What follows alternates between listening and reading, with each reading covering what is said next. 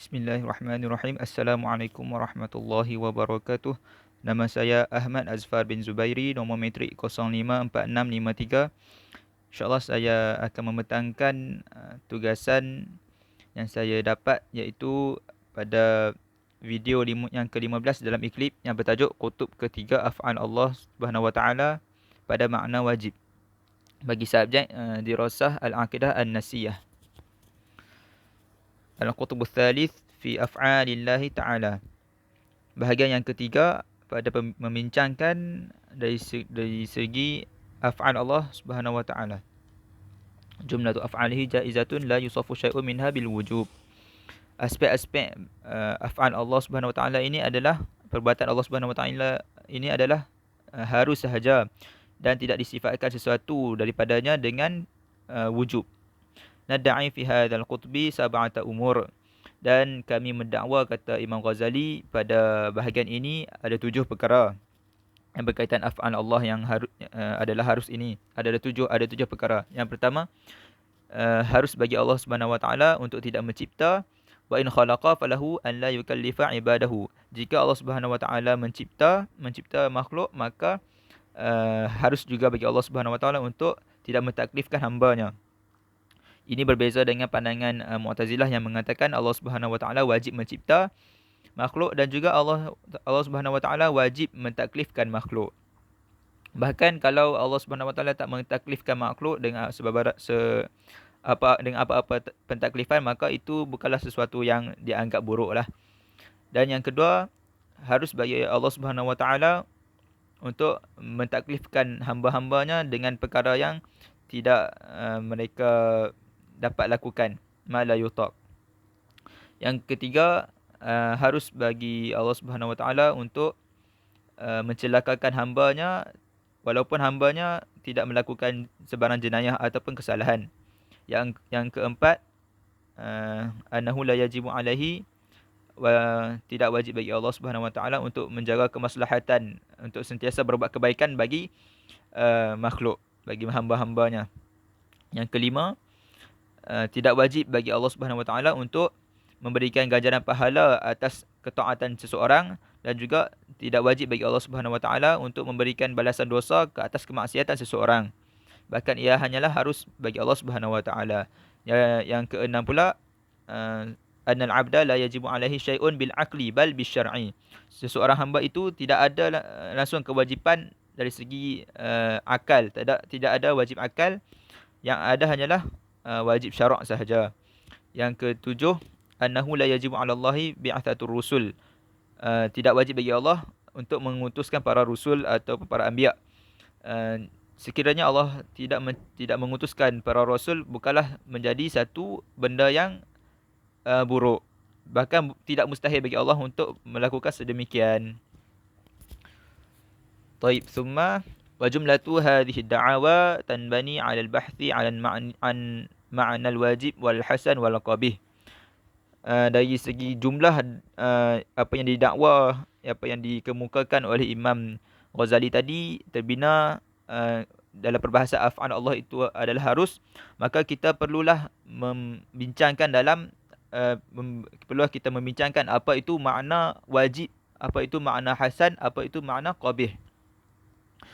Apakah makna-makna yang terkandung dalam ketiga-tiga lafaz ini?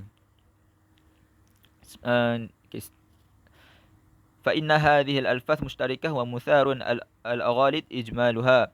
Yang mana lafaz wajib, lafaz hasan, qabih, abath, safih dan juga hikmah banyak digunakan dalam istilah-istilah. Jadi apabila banyak digunakan dalam pelbagai bentuk istilah-istilah, maka berlakulah kesalahan-kesalahan secara umumnya adalah kesalahan-kesalahan dalam penggunaan istilah tersebut. Okey, dalam pembentangan ini saya akan membincangkan dalam video pembentangan yang ke-15 ini hanya membincangkan mengenai masalah apa itu lafaz, makna yang terkandung dalam lafaz al-wajib. Jadi kita akan membincangkan apa makna yang terkandung dalam lafaz al-wajib itu. Ammal wajibu fa innahu yutlaqu ala fi'lin la mahalah. Adapun wajib itu sesungguhnya wajib itu jika diitlaqkan ke atas fi'il, wajib itu diitlaqkan ke atas kelakuan. Wa yutlaqu 'ala al-qadim annahu wajibun. Jika diitlaqkan ke atas lafaz qadim, maka qadim itu adalah wajib. Iaitu qadim itu siapa? Allah Subhanahu wa taala. Iaitu wajibul wujud. Wa yutlaqu 'ala asy-syamsi idza gharabat annaha wajibatun yani wajabat. Jika diitlaqkan ke atas matahari, maka matahari yang wajib itu adalah dia tenggelam apabila matahari itu tenggelam. Dan yang pada perbahasan matahari tenggelam ini wajibatun pada syamsi ni walaysa min gharadina huna, bukanlah tujuan kita nak bincangkan dekat sini. Walaysa yakhfa anna al-fi'la alladhi la yatarajjahu fi'luhu 'ala tarkihi wa la yakunu suduruhu min sahibihi aula min tarkihi la yusamma wajiban. Secara mudahnya, fi'il setiap perbuatan yang mana tidak ada dorongan, tidak ada sesiapa yang mendorong untuk melakukan perkara tersebut, ataupun tidak ada sesiapa yang mendorong untuk meninggalkan sesuatu perkara itu untuk melakukan atau tidak melakukan, maka maka terlebih aula kita katakan dia bukanlah sesuatu perbuatan itu bukanlah wajib. Wa in tarajjaha wa kana aula lam yusamma aidan wajiban faqulu jika ada walaupun dia itu terdetik untuk melakukan sesuatu itu, maka disebabkan tiada dorongan, hanyalah terdetik, tetaplah tidak dinamakan ia sebagai perbuatan yang wajib. Taib. Wa ma'luman anna al-fi'la qad yakunu bihaitsu yu'lamu annahu yasta'qibu tarkuhu dararan aw yutawahhamu.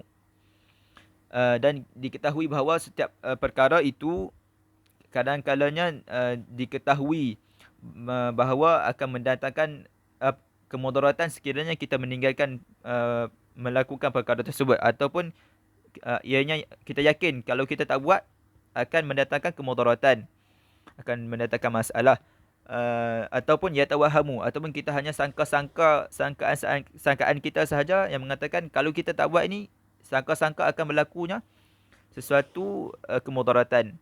Wa dhalika ad-dararu imma ajilun fid dunya wa imma ajilun fil uqba wa dararu imma qaribun muhtamal wa imma azimun la yutaq mithluhu.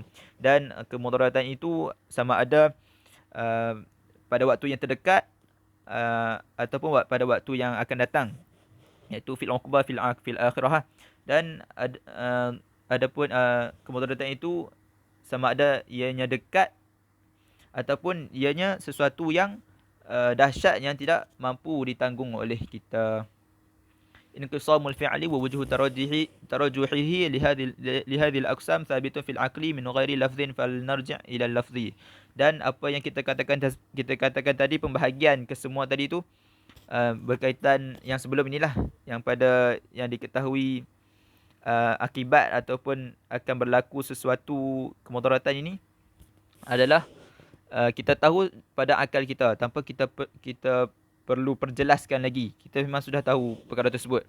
Wa fa naqulu ma'lumun anna ma fihi dararun qaribun muhtamal la yusamma wajiban.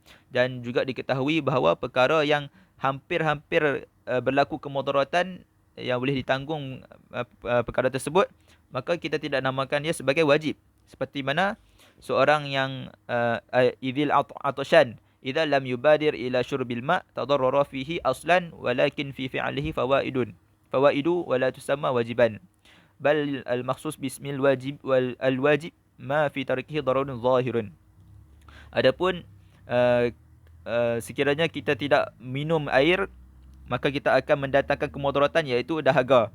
Maka kita tak katakan minum air itu wajib. Sedangkan kalau kita tak minum pun, kita sedang bercakap pun, kita buat apa-apa tanpa kita minum pun tidak menjadikan kita tu wajib minum untuk menghilangkan dahaga. Tetapi ia hanyalah mendatangkan faedah, iaitu dengan kita minum air kita akan memberi faedah kebaikan, iaitu menghilangkan dahaga, untuk mengelak daripada dahaga. In kana fil aqibah yani al-akhirah wa arafa bisyar'i fa nahnu nusammihi wajiban. Jika sekiranya darar itu ataupun akibat ataupun kemudaratan itu pada negeri akhirat, maka kita ketahuinya dengan syarak.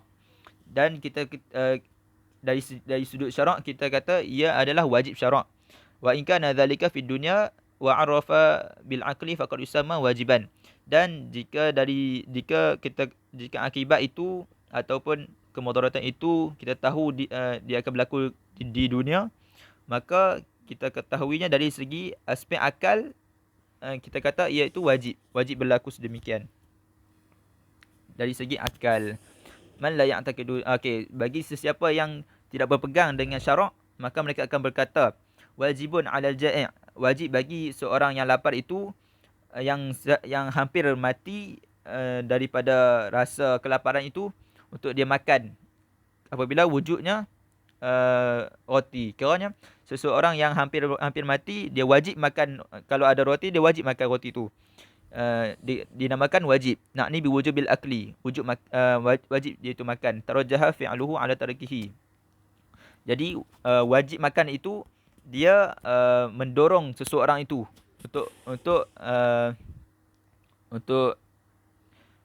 untuk melakukan perkara tersebut. Kalau tidak lakukan maka ia akan mati. Walasna nuharrimu hadzal istilah bisyar'i fa innal istilahat mubahatun la hajra fiha li syar'i wala lil aqli. Dan kata Imam Ghazali, kami tidak mengharamkan penggunaan istilah ini pada syarak, dari segi syarak, kerana istilah itu adalah harus digunakan tanpa dilarang dari segi syarak maupun akal. Dan yang dilarang penggunaannya adalah dari segi lurah sahaja. Yang mana kalau kita kata lurah lah, lurah kita tidak boleh kata harus sahaja makan. Kita harus saja seorang yang hampir mati kelaparan itu makan, walaupun sedangkan depannya adalah roti. Tapi kita kena kata wajib kawan tu makan. Mesti. Kita kata kat sini bahasa mestilah. Seorang itu mesti makan untuk hidup. Faqat tahsuluna. Okey. Kemudian al-makhsus bismil wajib, dan dikhususkan dengan makna yang terkandung dalam nama wajib itu, ismu wajib itu ada dua.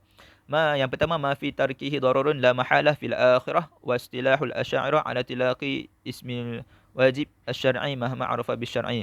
Dan yang pertama adalah makna wajib yang mana jika kita tinggal, ini secara rumusannya lah, jika kita tinggal perkara tersebut, maka kita akan berlakulah akibat ataupun kemudaratan di akhirat, dan dinamakan sebagai wajib dari sudut syarak.